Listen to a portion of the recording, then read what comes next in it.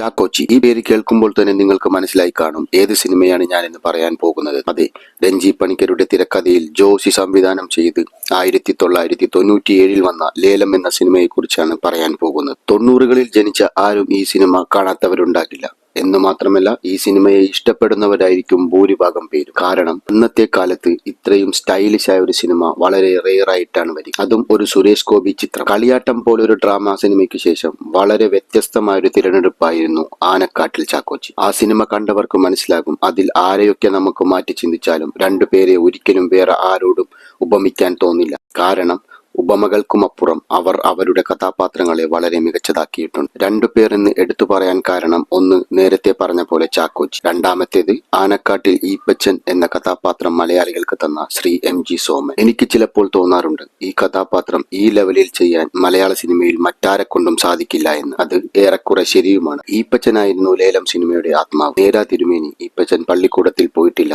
എന്ന ഡയലോഗ് കൊച്ചുകുട്ടികൾക്ക് വരെ കാണാപാഠമായി. അപ്പനായി സോമനും മകനായി സുരേഷ് ഗോപിയും തകർത്താടി. കൂടാതെ സിദ്ദീഖ് അവതരിപ്പിച്ച ഹുസൈൻ, മണിയമ്പിള്ള രാജുവിന്റെ ഉമ്മച്ചൻ, NF വർഗീസിന്റെ കടയാടി രാഘവൻ, പിന്നെ എടുത്തു പറയേണ്ടത് ചീറ്റിംഗ് സ്റ്റാർ എന്ന് ട്രോളന്മാർ വിളിക്കുന്ന വിജയകുമാർ അവതരിപ്പിച്ച സണ്ണി ചെറിയ.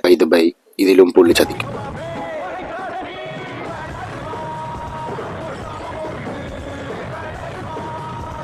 Last but not least,